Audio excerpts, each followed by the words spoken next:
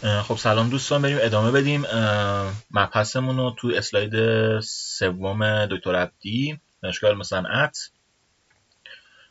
انتخاب فرضیه در یادگیری با نظارت یا سوپروایزد لرنینگ. میگه با دانستن نمونه‌های داده یا دیتا، انتخاب فرضیه در یادگیری با نظارت به شکل زیر قابل بیان است. میگه H استار هست آرگمکس H عضو فضای فرضی H بزرگ، احتمال PH به شرط دیتا، یا H استار هستش آرگمکس H عضو فضای فرضی H بزرگ، P دیتا به شرط H در PH، که اگه اینو نگاه کنید از بیز از این به این رسیم. این دوتا معادل همدیگه دیگه، مثلا بینش یا گذاشته این یا این فرقی نداره. اما این فرموله داره چی میگه؟ این فرموله داره میگه که بهترین H رو انتخاب کن توی H بزرگ که احتمالش بیشترین باشه. خب مثلا ممکنه بگیم آقا 20% احتمال داره مثلا با توجه به این دیتا ها مثلا تابع درجه 1 پیشنهاد داده بشه، 5% مثلا احتمال تابع درجه 2 پیدا بشه، و مثلا 75% تابع درجه 3. و تابع درجه 3 رو من میام پیشنهاد میدم چون بیشترین رو داره. بعد میگه چی؟ میگه با این فرمول میتوان گفت احتمال PH برای تابع چند جمله درجه 1 یا 2 بالا و برای چند جمله درجه بالاتر کمتر است. چون ما کلا گفتیم میخوایم همیشه بریم به سمت تابع های ساده تر تا حد امکان. اگر میتونم با خط اینو هندلش کنم، نمیرم سمت به اصطلاح تابع درجه 2. اگه بتونم مثلا با درجه 2 هندلش کنم ولی خطی هندل نشه، نمیرم سمت درجه 3 تا موقعی که بتونم یه تابع ساده‌تری پیشنهاد بدم. تابع ساده‌تر رو پیشنهاد میدم. یه با دادن احتمال پایین برای چند جمله درجه بالا اجازه میدهیم خروجی یادگیری تابع پیچیده باشه. این داره میگه چی؟ میگه اگه من بیام بگم آقا چند جمله درجه بالا احتمالش پایینه، خب با دادن احتمال پایین برای چند جمله درجه بالا اجازه میدیم خروجی یادگیری تابع پیچیده باشه. پس تابعه قراره پیچیده تر بشه، قراره مثلا به اصطلاح چند جمله درجهش بره بالاتر و تابعه به صورت کلی رو فرض کنید اگه پولینومیال باشه، پولینومیال پیچیده تر بشه و درجهش بالاتر بره. وقتی که داده ها واقعا نیاز به چنان تابع پیچیده‌ای داشته باشند، یعنی پیچیدگی دیتام تا حدی زیاد باشه که نیاز داشته باشم مثلا به تابع چند جمله درجه مثلا 10. اگه نیاز نداشته باشم نمیرم سمت 10، مثلا با 1 سعی می‌کنم هندلش کنم، با 2 سعی می‌کنم هندلش کنم، تا موقعی که بتونم تابع ساده‌تر استفاده کنم تابع ساده‌تر استفاده می‌کنم، نتونم میرم سمت سخت‌تره. ولی خب میگم این زور آزمایی بین این دو تاست. خب زور آزمایی بین این دو تاست. هر چی پیچیدگی دیتا بیشتر بشه، پیچیدگی مدل بیشتری نیاز دارم. خب در واقع بخش PH برای تبع پیچیده نقش جریمه رو بازی میکنه و به اصطلاح داره اینو میگه که نباید بری سمت 10. درسته مثلا با 10 هم هندل میشه، درجه 10 هم هندل میشه، چون پیچیدگی دیتا کمه مثلا با 1 بعد هندلش کنی، اگه مثلا با 1 هندل میشه. بعد میگه فضای فردی با توجه به اهمیت فضای فردی، چرا فضای فردی به تبع فردی ممکن توسعه ندهیم؟ تمام فرضیه ممکن تمام برنامه کامپیوتری قابل نوشتن یا یک ماشین تورینگ. مطمئن باشیم فرضیه درست در مجموعه H وجود دارد. بچه‌ها داره میگه که اگه مثلا همه اینو خوبن، چرا نمیاد از همشون همزمان استفاده کنم؟ همشون خوبن، مثلا بعضی جا مثلا خطی خوبه، بعضی جا مثلا اون خوبه، بعضی بیام ترکیبش کنم، مثلا میگم اینطوری بود این کارو کن، اینطوری کن این کارو کن. چون میگم تا حد امکان ما میخوایم بریم به سمت سادگیه، تا موقعی که تعمیم رو از دست ندیم. تا موقعی که تعمیم رو از دست ندیم میخوایم بریم سمت سادگی تابع. تعمیم که از دست میره موقعی دیتام خودش خیلی پیچیده باشه.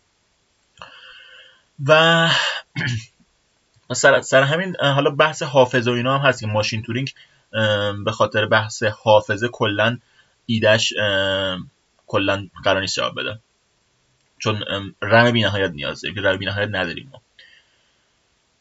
خب بعد میگه پیچیدگی یافتن فرضیه درست، برقراری توازن بین زورآزمایی بین میزان رسا بودن و منطبق بودن فضای فرضی با داده ها، یعنی چقدر قراره هزینه بپردازیم، چقدر قراره به اصطلاح مدل رو پیچیده تر کنیم، و پیچیدگی سادگی یافتن یک فرضیه توی اون فضا. و من قراره بعد بیام ببینم اون فضایی که در نهایت تعریف میکنم چقدر منطبقه، چقدر مثلا اوکیه، بعد چقدر راحت میتونم تو اون فضا حالا اون تابعه رو پیدا کنم. این دوتا رو باید بتونم با هم به اصطلاح توازنش رو برقرار کنم. فرضیه ساده تر، یافتن ساده تر، استفاده کم هزینه تر. یعنی راحت تر پیدا میکنمش و هرچی اون فضای فرضی هم ساده تر باشه راحت تر پیدا میکنم اون اچو و کم هزینه تر پیدا میکنم. ببین میصرفه یا نمیصرفه. اگه میصرفه این کار، خب هدف اینه همین کار رو انجام بده. اگه نمیصرفه، مثلا به توابع خیلی خوبی نمیرسیم در نهایت، یعنی توابع خیلی خوبی پیدا نمیکنیم، پس مثلا بیا به اصطلاح فضای فرضیه رو عوض کن. مثلا ممکن فضای فرضیه اول میشه آقا لینیر رگرشن، حتما با لینیر برو، لینیر باشه حالا هرچی. بعد میبینیم آقا مثلا خوب نیست، اوکی نیست، مثلا چون پیش دیگه دیتای لینیر نیست، هر لینیری پیشنهاد میدن دقت خیلی پایینه، پس فضای فرضیه رو عوض کن. فضای فرضیه رو عوض کن، بگو مثلا درجه 2 هم اوکیه، مثلا سینوسی هم اوکیه، تانژانتی هم اوکیه، ولی نگو همه توابع موجود در جهان اوکیه، چون تا جایی میخوایم فضای فرضیه رو سخت کنیم که همچنان یافتن اون تابع خوبه توی اینا به اصطلاح ساده تر باشه، کم هزینه تر باشه. پس فضای فرضیه توی حدی بزرگ میکنیم، نه دیگه بی نهایت بخوایم بزرگش کنیم.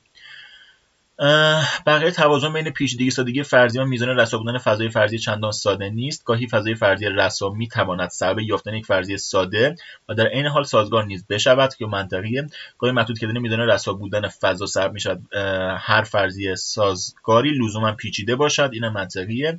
مثلا حذف سینوس از فضای فرضیه، محدود کردن میزان رسا بودن، سبب میشد فضای فرضیه چند جمله‌ای به شکلی بسیار پیچیده درجه خیلی بالا پیدا شود با فرض آنکه سازگاری آن ممکن باشد. یعنی مثلا توی این دیه تو فضای فرضیه اگه من سینوس رو نذارم، این یهو مثلا میره سمت یه تابع چند جمله‌ای مثلا درجه 100 با یه تابع چند جمله درجه 100 بدبختی مثلا اینو در نهایت روابط موجود بین این دیتا رو فیت میکنه و لرن میکنه. اینم اوکیه، ولی خب من چرا بیام سینوس رو حذف کنم که اصلا بخوام برم به این سمت؟ خب اینو داره میگه درسته مثلا داری تو سینوس رو حذف میکنی، میزان رسا بودن و میزان راحت بودن فضای فرضیه رو راحت تر میکنی، اما داری کاری میکنی که مدل داره میره به سمت این که به اصطلاح یه تابع عجیب غریب رو یاد بگیره که مثلا با اون تابع عجیب غریب مثلا بیاد این دیتا ها رو به اصطلاح روش فیت کنه و این خیلی اوکی نیست. خب یا مثلا منطق مرتبه اول رساتر، پیچیده‌تر، قدرتمندتر از منطقه گزاره‌ای هستش. خب این کاملا منطقی این جمله. مثلا قواعد بازی شطرنج با کمک منطق مرتبه اول میتونه در یکی دو صفحه نوشته بشه. با منطق مرتبه اول میتونم قواعد شطرنج رو تو یک دو صفحه بنویسم، ولی گزاره‌ای بخوام بنویسم خب خیلی مثلا اینطوری شد این کارو کن، اینطوری شد این کارو کن، اینطوری شد این کارو کن. این باعث میشه که قواعد خیلی زیاد بشه. خب پس میرم سمت منطقه مرتبه اول، نمیرم سمت منطقه گزاره‌ای. خب این تا اینجا. وارد حالا درخت تصمیم میخوایم بشیم. چند دقیقه شد؟ 8 دقیقه شد. درخت تصمیم یه الگوریتم سوپروایز لرنینگه، یعنی لیبل ها رو داریم. خب یکی از ساده ترین و موفق ترین گونه های یادگیری ماشینه. من یه توضیح هم بدم بچه‌ها، یه سری از صحبتایی که من توی ویدیو اول و دوم یوتیوب کردم و دیگه اینجا تکرار نمی‌کنم حتی الامکان، و میتونید اون ویدیوها رو ببینید اگه خواستید. پس یکی از سایت‌های و موفق‌ترین گونه‌های یادگیری ماشین یک درخت تصمیم بازنمایی از یک تابع است که ورودی میشه برداری از ویژگی‌ها، خروجی میشه یک مقدار خروجی یا همون تصمیمی که قراره گرفته بشه. مثلا توی ببینید یه ورودی برداری از ویژگی‌ها، مثلا دیتا سامپل A یک سری فیچرهایی دارد، این فیچرها رو بهش میگیم برداری از فیچرها، ورودی رو تعریف میکنیم. مثلا فرض کنید دیتا تایتانیک کلاس چندم بوده، مثلا فرست کلاس بوده یا مثلا کلاس پایین بوده، چی بوده، مرد بوده، زن بوده. این فیچرهای اون انسان ها هستش، اون دیتا سامپل است. حالا خروجی میشه آقا زنده مونده یا زنده نمونده. خب ورودی، خروجی. ورودی برداری از این فیچرها، برداری از این ویژگی ها. خروجی یک مقدار که حالا زنده مونده زنده نمونده. چون این زنده مونده زنده نمونده دو کلاسه بهش میگن باینری کلاسیفیکیشن و قرار این درخت رو طوری بسازیم که در نهایت بیاد این تصمیم گیری رو انجام بده برای ما و به اصطلاح تو مرحله تست که دیتا تست رو قرار مثلا بهش بدیم بیاد حالا با یه حد خوبی پردیکشن انجام بده، بعد با یه حد خوبی مثلا درست بگه که حالا مثلا این شخصی که من قبلا ندیدمش یه دیتای جدیده و وارد میشه با این فیچرها، این شخص پیش بینی کنه زنده میمونه یا زنده نمیمونه. این کاری که درخت تصمیم انجام میده و دقیقاً تو مرحله ترین هستش که این درخت قرار ساخته بشه. حالا فکر کنم الان یکم زوده، میگه برای سادگی در اینجا فرض میکنیم ورودی گسسته است و خروجی دو.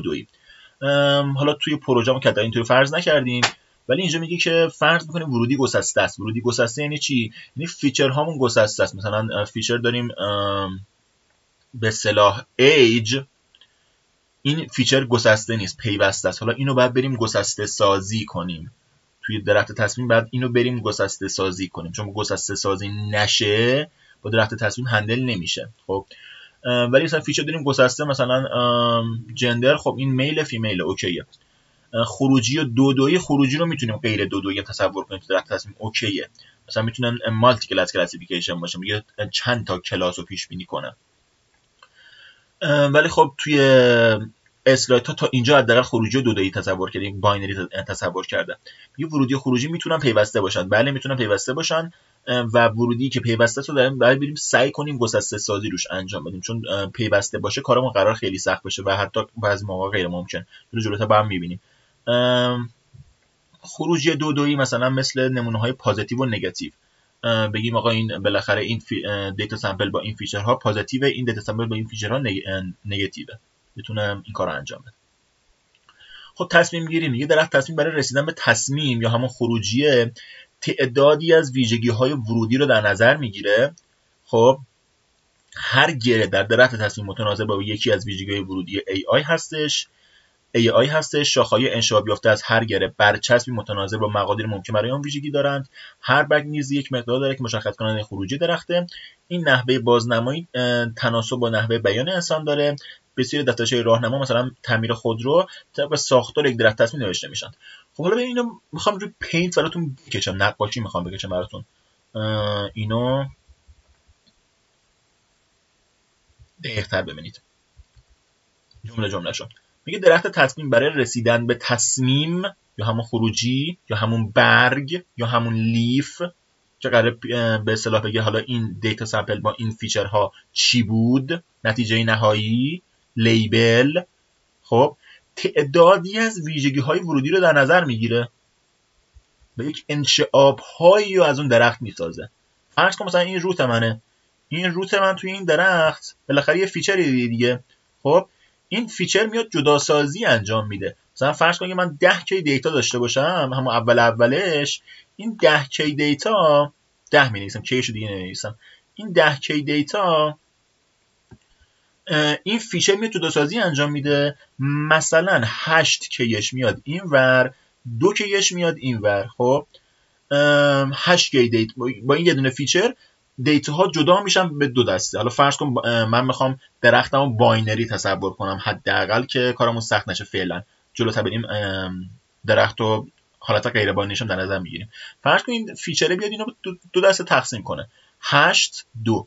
خب اگه مثلا این فیچره مثلا فرض کن جندر، اگه جندر مثلا میل بود 8k، یعنی 8k ما میل داریم تو دیتا سامپلامون.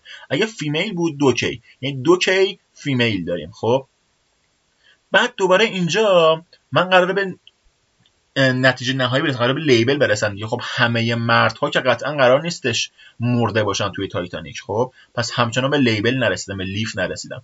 پس یک فیچر دیگه نیاز دارم که حالا این 8k رو دوباره جدا کنه. مثلا دوباره مثلا میگم ایج، سنش چقدر بوده. خب ایج الان یه فیچر پیوسته است دیگه. فیچر پیوسته رو چیکار کنم؟ گسسته سازی باید بکنم. مثلا میگم آقا 0 تا 20 سالو میگیرم 1، 20 یه ذره اپسیلون بیشتر تا مثلا 40 سالو میگیرم 2، 40 یه ذره اپسیلون بیشتر تا مثلا 60 سالو میگیرم 3. حالا 1 2 3 این انگار حالا میشه 3 کلاس. با این 3 کلاس میاد جدا سازی میکنه. 1 کلاس مثلا 0 تا 20 این 2 کلاس، این 3 کلاس. خب این جداسازی انجام میشه. حالا دوباره از این 8K مثلا به فرض 3Kش مثلا 0 تا 20 سال بوده، به اصطلاح 4Kش هم مثلا 20 تا 40 سال بوده، 1Kش هم مثلا به اصطلاح اون یکی بوده. خب دوباره همه مردهایی که مثلا 0 تا 20 سالن قرار نیست زنده مونده باشن یا همشون قرار نیست مرده باشن. پس دوباره یه فیچری نیاز دارم که دوباره جداسازی انجام بده. حالا اینا انشعاب هایی که این درخت قرار است من بسازه. خب این مثلا مردهای با سن 20 سالی که مثلا حالا یه فیچر دیگه میذاریم. این فیچر مثلا به اصطلاح این باشه که مثلا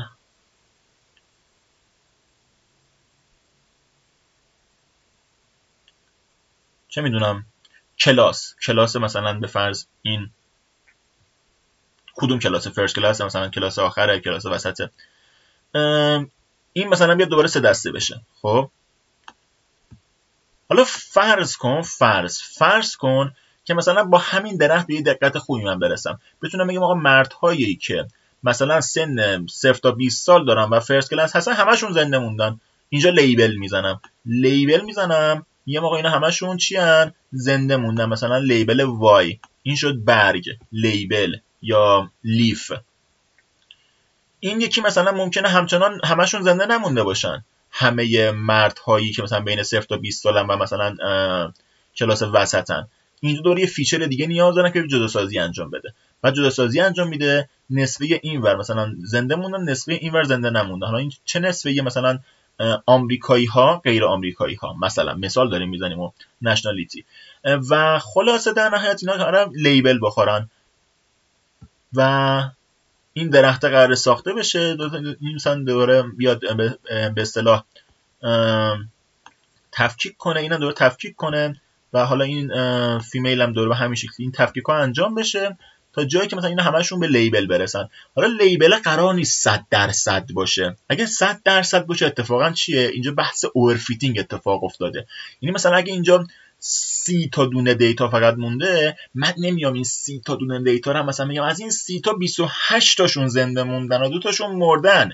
نمیام یه فیچر دیگه، من یه فیچر پیدا کردم تو این فیچر مثلا جدا میکنه، دوباره این 28 تا رو از این 2 تا جدا میکنه. خب نه نباید این کارو بکنی. چون وقتی تو این کارو میکنی درسته ترینت، این قسمت ترین دیگه، قسمتی که درخت داره ساخته میشه، درسته دقت توی ترینت میره بالا، اون 28 هم از اون 2 داری جدا میکنی، آفرین، ولی این تعمیم پذیریش خراب میشه.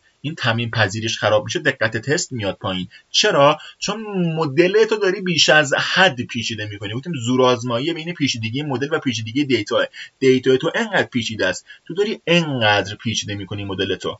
چون خیلی پیچیده کردی، دقت ترینت اوکی شد و حالا به هر ضرب و زوری متر رو خشخاش گذاشتنی، به هر شکلی بالاخره یه کاری کردی که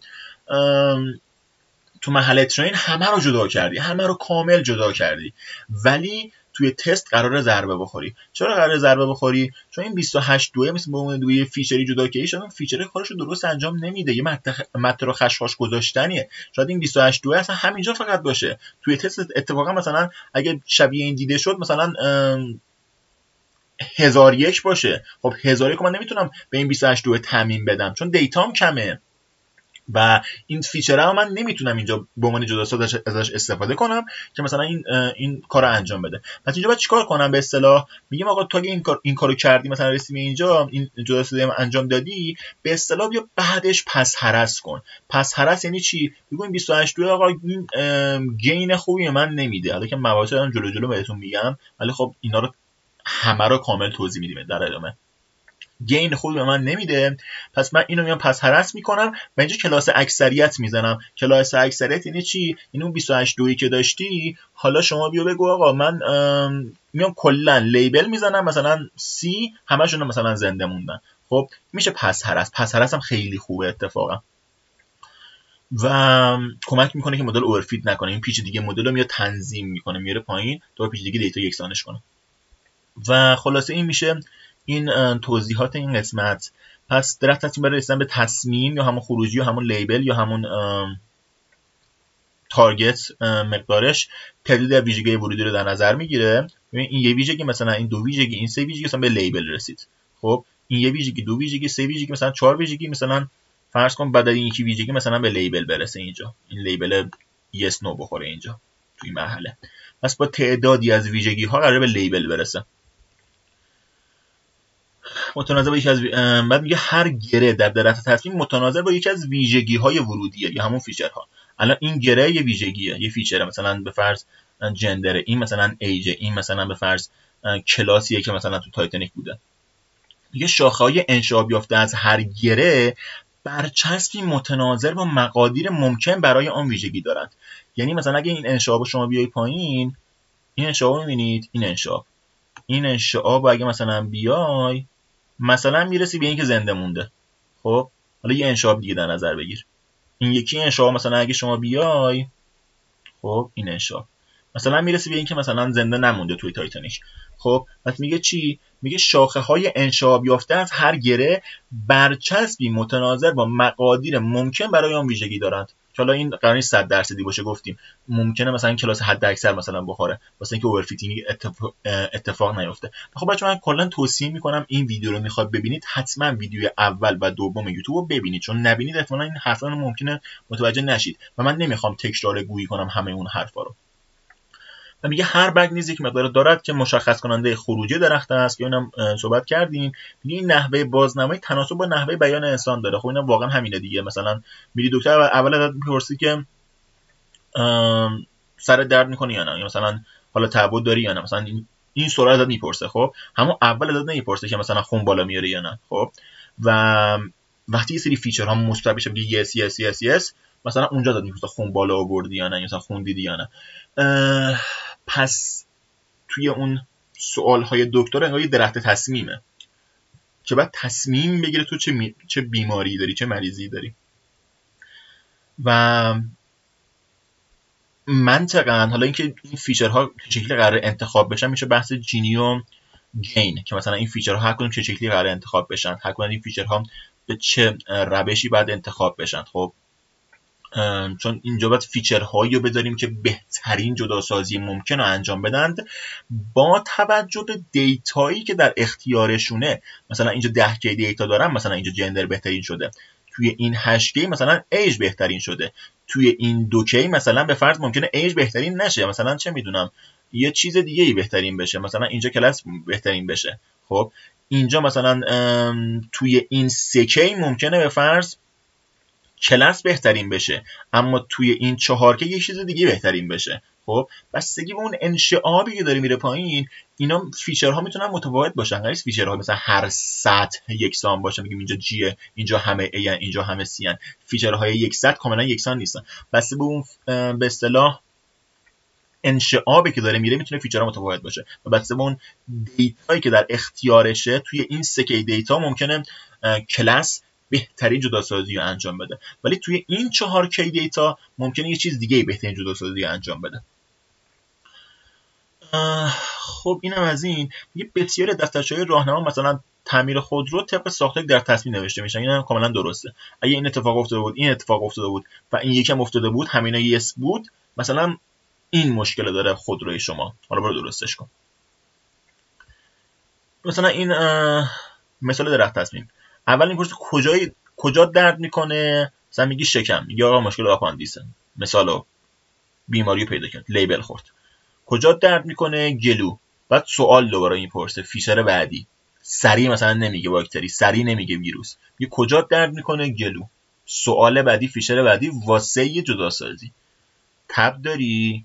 اگه بگی بله لیبل باکتری، اگه بگی خیر لیبل ویروسی. کجا درد میکنه؟ قفسه سینه، مثلا سکته خدای نکرده، لیبل خورد. کجا درد میکنه؟ هیچ کدوم، نه قفسه سینه، نه گلو، نه شکم، یه جای دیگه. یه سرفه داری؟ میگه خیر، میگه مریض نیست، برو خونتون.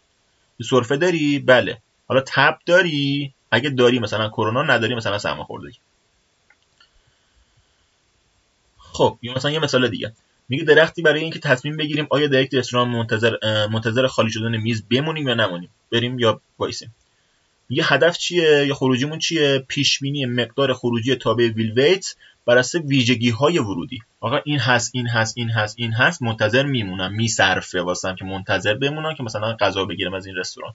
این هست، این هست، این هست، این هست، این ویژگی‌ها رو داره این رستوران، منتظر نمیمونم. حالا این یکی ویژگی‌ها رو داره، منتظر میمونم. اون یکی ویژگی‌ها رو داره، منتظر میمونم. خب حالا ورودیاش مثلا اینه، مثلا بار هانگری، مثلا پاترونز، پرایس، رینینگ، اینا ویژگی‌هایی که مثلا فرض کن داره. یه دقت شد که ورودی‌ها داره حالت محدودی هستند. این ورودی‌هایی که من دارم.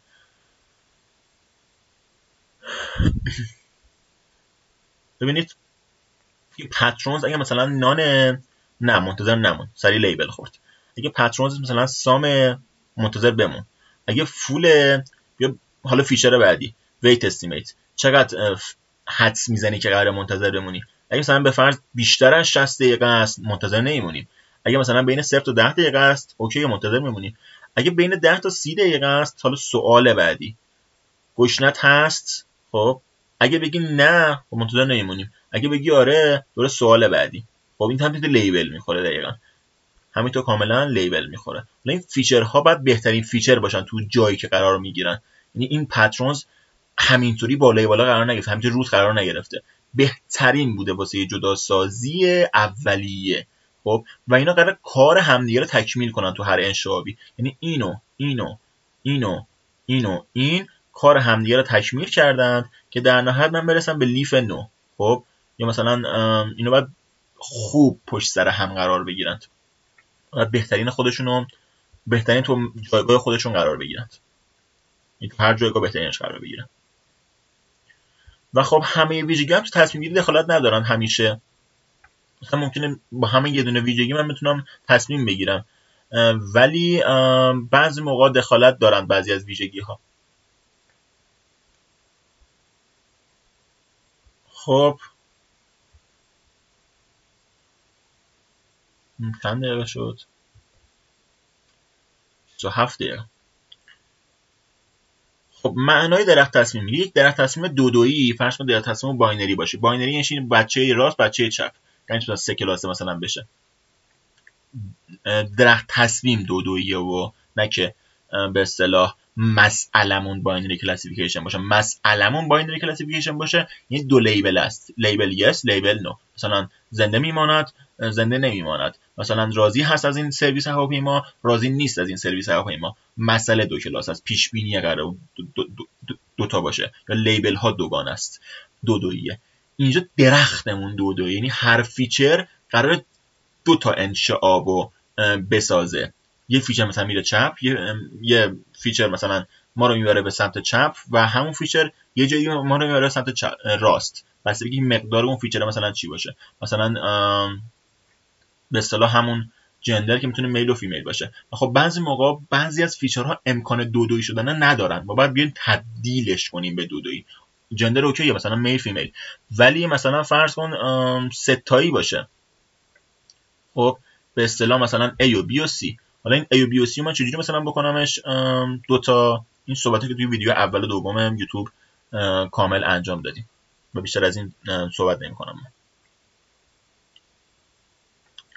این در تصمیم دودویی منطقا مدل آن است که گفته شود ویژگی خروجی تروه اگر و فقط اگر ویژگی‌های ورودی یکی از مسیرهای ریشه تا برگ رو با مقدار ترو ارضا کنه. یعنی چی؟ این مثلا یکی از انشاب ها، مثلا فرض کن این انشاب اگه من بیام مثلا به ترو برسم، بگیم که آره تروه. خب این انشاب الان اومده، مثلا اینا رو من پاک کنم. یعنی فرض کن این انشاب من بیام به ترو برسم، این انشاب. خب میگه چی؟ میگه ویژگی خروجی ترو است اگر و فقط اگر ویژگی ورودی یکی از مسیرهای ریشه تا برگ رو با مقدار ترو ارضا کنه. یعنی یکی از این انشاب ها، یکی از این مسیرها در نهایت به ترو برسه. در این صورت میگیم که آوتپوتمون تروه. خب میگه هر مسیر ترکیب عطفی تست روی مقدار ویژگی هایی است که در طول مسیر وجود دارد. ببینید داره میگه ترکیب عطفی. خب ترکیب فصلی نه، ترکیب عطفی یعنی یعنی این فیچر به فرض کن باینری یس نو مثلا در نظر بگیریم، این فیچر و راست رو بگیریم یس، چپ رو بگیریم نو. این فیچر نو شده است، این فیچر نو شده است، این فیچر یس شده است، این فیچر نو شده است. ترکیب عطفی این یس نو نو ها میگه ما رو به این در نهایت میرسونه.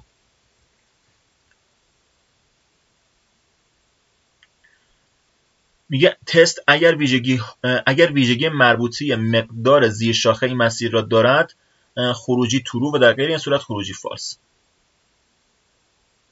آره دیگه همین توضیح که دادیم. میگه نحوه بازنمایی رو بهش میگیم DNF. اسم ترکیب فصلی یا عبارت عطفی باشه میشه CNF که حالا داره گسسته رو صرفا یادآوری میکنه. آیا هر جمله در مطلب گذاری میتونه DNF نوشت؟ بستگی داره که از چه فیچرهایی استفاده کنیم. آیا هر جمله در منطقه گذاری میتونیم DNF بنویسیم؟ تقریبا میشه گفت آره همیشه. حالا اثبات ریاضی داره ولی نمیخوام وارد اون قضیه بشیم. یا اگر اینطوری باشه هر جمله در منطقه گذاری میتونیم با یک درخت تصمیم نشون بدیم. خب میتونیم این کارو بکنیم ولی خب همیشه قرار نیست مفید باشه استفاده از الگوریتم درخت تصمیم توی ML. خب میگه تو بسیاری از مسائل ساختار درخت تصمیم بیان موجز و مناسب مسئله رو ارائه میکنه، اما در برخی توابع ممکن درخت خیلی بزرگ میشه. آفرین، هم که الان داشتم میگفتم ممکن درختمون خیلی بزرگ بشه.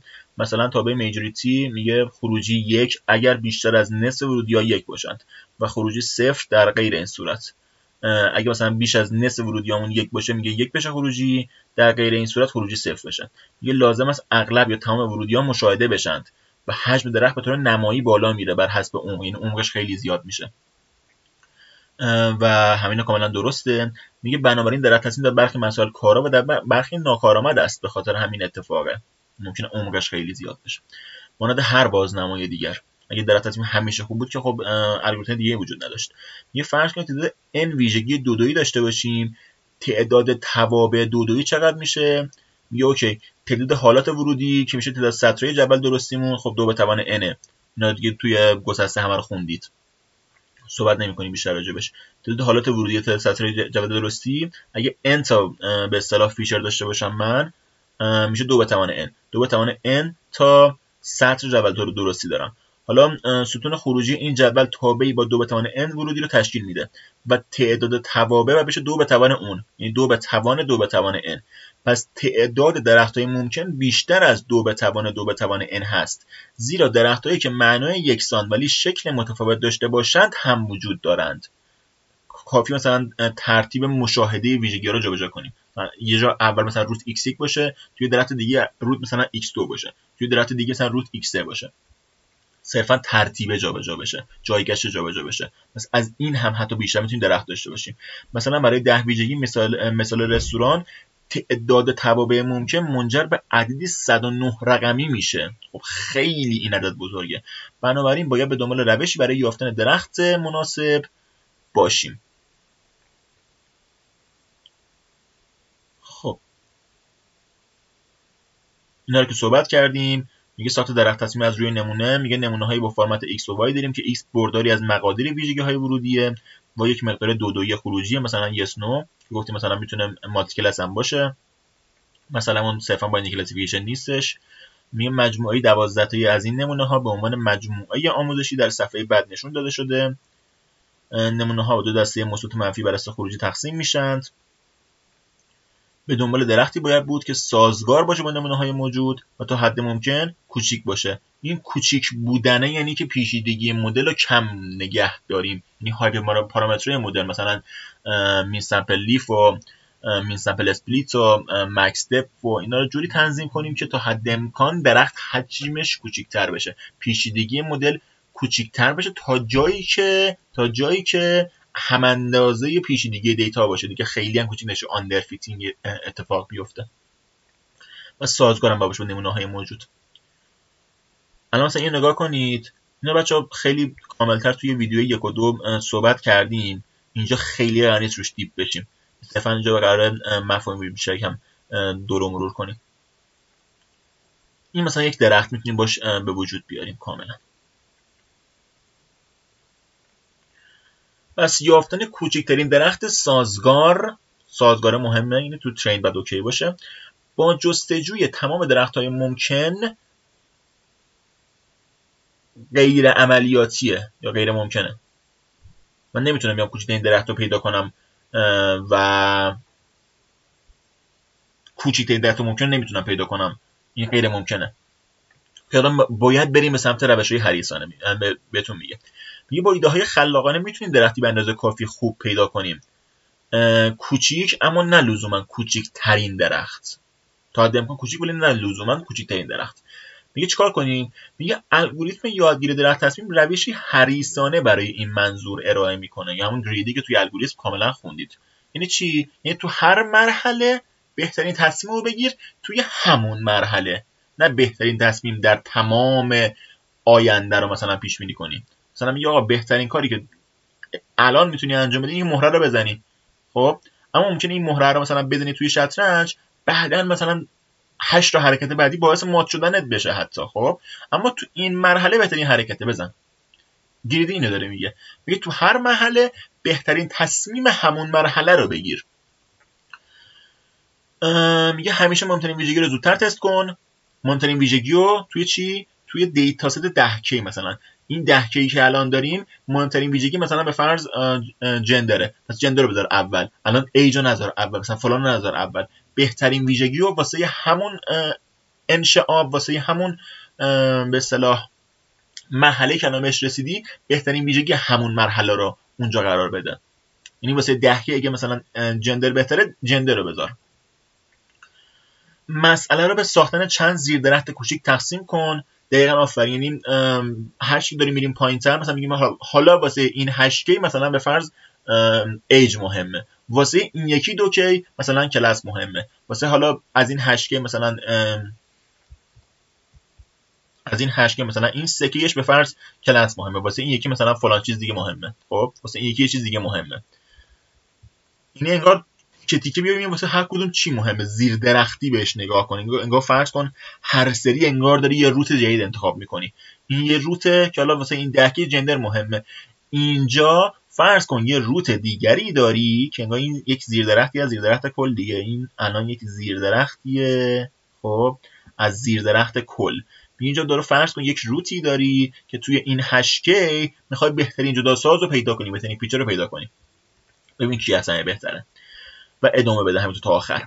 میگه مهمترین ویژگی که بیشترین تمایز رو بین نمونه ها برای دسته‌بندی ایجاد کنه، یعنی بیشتر بتونه جدا کنه.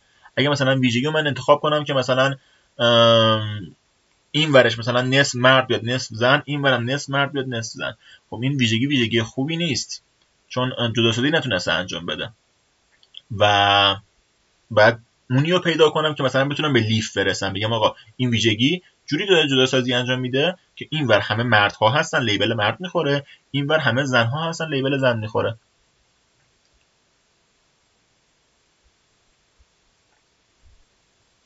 خب اینجا اینو نگاه کنید. 1 2 3 4 5 1 2 3 4 1 2 3 4 5 6 7 8 9 10 11 12. این چیه قضیهش؟ تایپ ویژگی خوبی نیست. پتروس نسبت به ویژگی خوبیه. برای از انتخاب هر ویژگی هر زیر شاخه هم ویژگی درخت کوچیک تشکیل میده. یادگیری درخت تصمیم در زیر درخت ها مستقلا باید ادامه پیدا کنه. و اینا رو همه رو توضیح دادیم دیگه. این الان تایپ خوب جداسازی انجام نمیده، چون الان این توسیا با این توسی پررنگا تقریبا مثلا جداسازی نشدن. ولی مثلا پترونز ببینید الان این توسی پررنگا جداسازی شدن تقریبا مثلا از این توسی کم رنگ ها و دو تا لیبل تونسته مثلا بخوره. و حالا یه فوله که مثلا مونده این دوره مثلا با هانگری اومده اینا رو مثلا جدا کرده تا حد خوبی تقریبا. مثلا این دوباره یه ویژگی بعدی نیازه که اینا رو مثلا اصلا جدا کنیم اگه به اورفیتینگ نرسه و مجبور نشیم بعداً پس هرس کنیم. خب نحوه تصمیم گیری در زیر شاخه ها میگه اگر تمام نمونه های زیر شاخه مثبت یا منفی باشن جواب معلوم است، yes or no. یعنی به لیف برسیم دیگه. مثلا میگیم آقا همه اینا به جای رسیدیم دیگه جداسازی وجود ندارم، میخوام جداسازی کنم، به جای رسیدم که دیگه به اصطلاح میتونم بگم همه مسافرینی با این ویژگی توی دیتا ترین هم همشون از این سفر هواپیمایی راضی بودن، پس ساتیسفای و لیبل میزنم تمام. یا مثلا همشون ناراضی بودن، پس دیساتیسفاید و لیبل میزنم و تمام. میگه اگر تعدادی نمونه مثبت و تعدادی منفی مونده باشه، بهترین ویژگی بعدی رو انتخاب میکنیم. پس دوباره میریم سمت اینکه یه ویژگی پیدا کنیم که دوره جداسازی بیشتری انجام بشه و نمونه ها مجددا به چند دسته تقسیم میشن. اگر در زیر شاخه میگه چند دسته تقسیم میشه، این درختمون میتونه غیر باینری باشه، درختمون لزوما باینری نیست، میگه به چند دسته تقسیم میشن. اگر در زیر شاخه هیچ نمونه داده‌ای وجود نداشت، نمونه داده‌ای برای این ترکیب ویژگی‌ها وجود ندارد، میتونیم بر اساس وضعیت تمامی نمونه‌ها در گله والد تصمیم بگیریم. اکثریت نمونه‌ها در گله والد، همون توضیحی که بهتون دادم، مثلا 28 دو میگیم آقا کل سیتاشو مثلا میگیریم شکل اون 28 تا و اکثریت در نظر میگیریم. میگه که ویژگی جدیدی وجود نداشت ولی هم نمونه مثبت و هم نمونه منفی موجود بود، یه ویژگی دیگه ای نداشتم بخوام جدا سازی کنم، یعنی همه ویژگی رو گذاشتم، 30 تا ویژگی کلا داشتم. خب به یه انشعابی رسیدم که این انشعاب عین 30 تا ویژگی رو رفته، ولی بازم همچنان نمونه مثبت و منفی هم جدا نشدن، همچنان یه چند تایشون تو همن انگار. دیگه کاری نمیتونیم بکنیم دیگه، ته خطیم. یه ویژگی بیشتر، این یه 31 اضافی کنم اوکی، یا آیا واسه خطا میشه نمیشه. ببین یهو که نمیتونیم به دیتا ویژگی اضافه کنیم، ولی اگه مثلا ویژگی بیشتر داشته باشیم و مناسب این باشه و بتونه جدا سازی انجام بده و به اصطلاح تعمیم رو هم نگه داره و تو تست خراب نشه، آره. ولی در غیر این صورت نه، حتی ممکن هم تو 30 تا هم زیاد باشه، مجبور باشیم پس رد کنیم، مثلا 30 تا مثلا بشه به فرض 18 تا. خب و بر اساس اکثریت نمونه هم میتونیم تصمیم بگیریم ویژگی بیشتر دیگه نخواهیم بذاریم. مثلا میگم آقا درسته همچنان هم مثبت دارم هم منفی، ولی به اصطلاح ببخشید این همون چیزی که بهتون گفتم اینو نگفته بودم، الان یه حواسم چند تا ویدیو پشت سر هم گرفتم، میذارم خستگی وجود داره. میگه بر اساس اکثریت نمونه‌های موجود در زیر شاخه تصمیم میگیریم. مثلا اگه اینجا 18 28 تا مثلا F دارم، 2 تا M دارم، کلا لیبل میزنم F، اون 2 تا رو به خیال میشم. یه چیز دیگه داره میگه اگر زیر شاخه هیچ نمونه‌ای وجود نداشت، مثلا یه زیر شاخه من رفتم میگه اینجا هیچ نمونه‌ای نبود، کلا خالی بود. خب منطقاً بی معنی بود این ادامه بدم دیگه. ببینید اینو داره میگه، فرض کن مثلا من اینجا به این میرسم که آقا 30 تا مردن 0 تا زنن. خب نمیتونم یه فیچر دیگه استفاده کنم که مثلا بگم حالا سنشون چیه. خب میگم سنشون چیه، تو خب دوباره همچنان 30 تا مردن دیگه، این لیبل مرد دوره میخوره، این هیچ نمونه داده‌ای وجود نداره. مثلا این انشابه از اول غلط بوده، پس اینو باید خط بزنیم، اینم خط بزنیم و کلا همینجا لیبل بزنیم، میگیم آقا ام مرد و اینم همینو داره میگه که نمونه داده‌ای برای این ترکیب ویژگی وجود ندارد. مثلا حالا از اینجا مثلا من این انشابه رو طی کردم اومدم مثلا رسیدم اینجا نمونه داده‌ای وجود ندارد، پس اینو کلا خط میزنم و اینم مثلا منطقی نیست وجود داشته باشه و کلا اینجا میام لیبل اکثریت میزنم، مثلا ام میل. حتی ممکن است 30 صفر هم نباشه، مثلا حتی فرض کن 27 3 باشه، 27 تا مرد 3 تا زن. این 27 تا مرد 3 تا زن یه دونه ویژگی دیگه هم بیشتر نمونده، فقط یه دونه ویژگی مونده، یا نه اصلا چند تا ویژگی همچنان مونده و بهترینشون، ولی خب این کارو میکنه، بهترینشون میاد آقا دوباره این 27 3 این ترکیب دوباره اینجا میاد، اینجا دوباره هیچی نمیاد، اینور تو این انشابه هیچ ویژگی هیچ نمونه دیتایی نداریم. یا آقا این پس این اسپلیت تو اصلا نباید از اول انجام میده، اینا رو خط بزن، اینو خط بزن و همینو بیاد لیبل بزن دیگه. 27 رو نمیخواد جدا کنی، کلا مثلا لیبل بزن مثلا ام و اینجا اینو خواهیم داشت.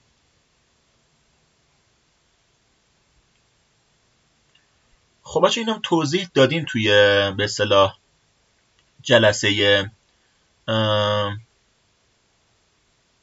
چند دقیقه شما میتونم زیاد بشه.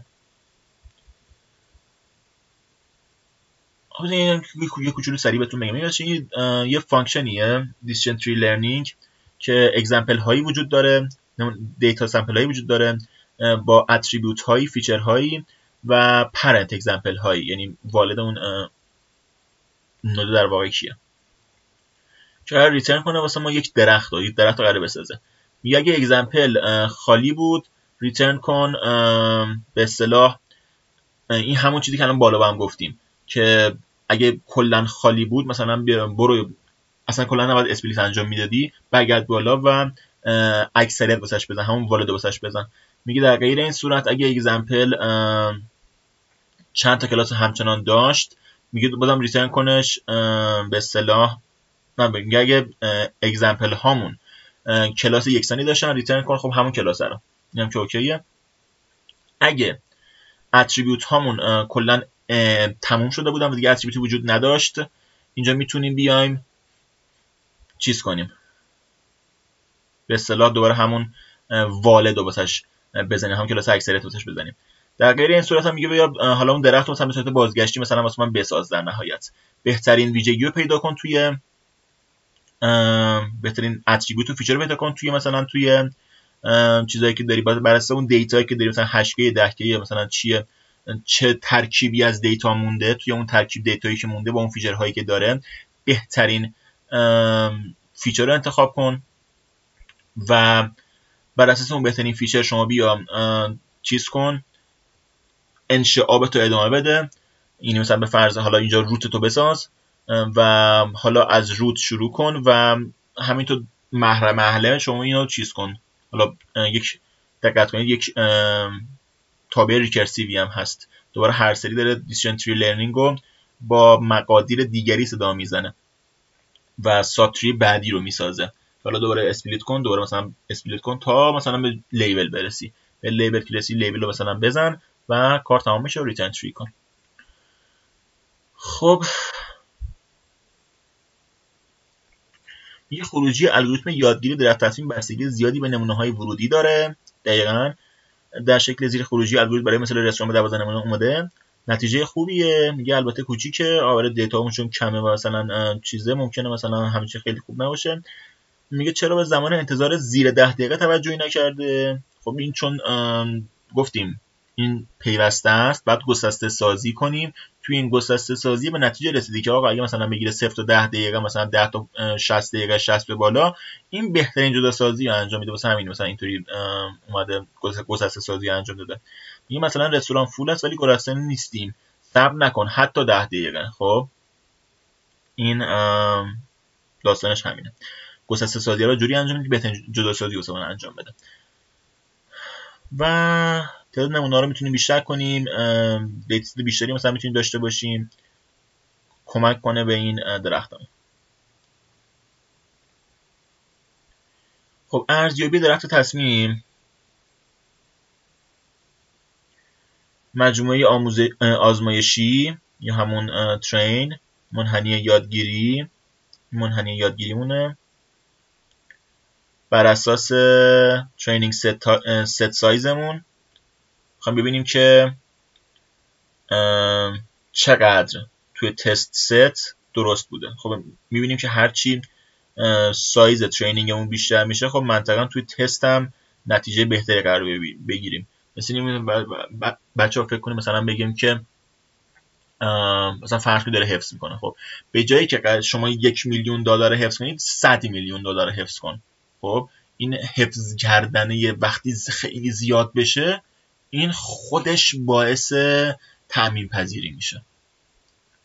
مثل اینکه مثلا بگیم آقا تمام گربه ها رو من میخوام چیز کنم، میگم آقا فلان جا مثلا اوورفیت شده چون مثلا فلان گربه وحشی آفریقایی رو فرض کرده سگه، چون شبیه سگ هم مثلا داشتیم که این چیزی و اشتباه اومده لیبل زده. خب میگم آقا بیشترش کن، 10 میلیون تا دیتا بده. خب تو این 10 میلیون تا مثلا ممکنه 100,000 بار اون گربه نژاد خاص رو ببینه، پس دیگه اشتباه نمیگه توی تست هم. پس منطقا هر موقع به این میگن داده افزایی دیتا آگمنتیشن، هرچی من میام ترین رو سایزش رو بیشتر کنم تعداد اعضای ترینمو، هرچی این بیشتر اتفاق بیفته تامین پذیری بهتر میشه و دقت بالاتر میره و مدل بهتر کار میکنه در نهایت. خب میگه 100 نمونه داده تصادفی تولید میکنیم، تقسیم مجموعه آموزشی و آزمایشی تعداد نمونه‌های آموزشی از 1 تا 99 متغیر، 20 بار تکرار هر آزمایش برای متوسط گیری. خب بچه این داره چیزو میگه فرض کن مثلا این حالتی داره میگه که من تعداد دیتا هام کم باشه. خب تعداد دیتا هام کم باشه، از چیزی تحت عنوان کافولد استفاده میکنم. خب این داره کافولد رو توضیح میده. میگه اگه من 100 تا دیتا سامپل کلا داشته باشم و بخوام تقسیمش کنم مثلا به آموزشی آزمایشی، این ترین و تست، این خیلی شاید نتونم مثلا یه جوری تقسیم کنم که به نتیجه خوبی برسم. من نتونم نتیجه رو بگم قطعیت داره و اوکیه.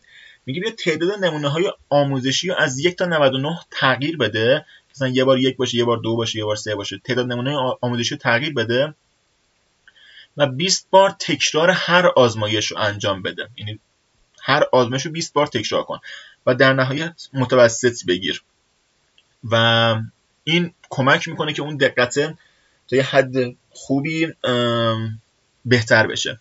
و بحث دیگه ای که هست، اون متوسطه رو شما دقت کنیم، مثلا موقعی که فقط یه نمونه آموزشی داریم، خب قطعا دقت تستمون قراره خیلی کم باشه. 2 تا میشه خب بیشتر میشه، 3 تا میشه بیشتر میشه، 4 تا میشه بیشتر میشه. بچه من ببخشید کافولد من یه لحظه ذهنم به سمت دیگه ای رفت، چون اینو متاسفانه اولین بار دارم نگاه میکنم و یه لحظه ذهنم رفت سمت کافولد. فکر کنم کافولد داره میگه، درسته که این چیز دیگه داره میگه، داره تاثیر دیتا آگمنتیشن رو میگه که هر چی دیتا بیشتر بشند قرار دقت بهتر بشه. و خب اینا داره همین رو نشون میده که آقا اگه مثلا آموزشی یه دونه باشه خب خیلی اوضاع بده، مثلا 20 تا میشه خب اوضاع خیلی بهتره، مثلا 100 تا میشه اوضاع خیلی بهتره.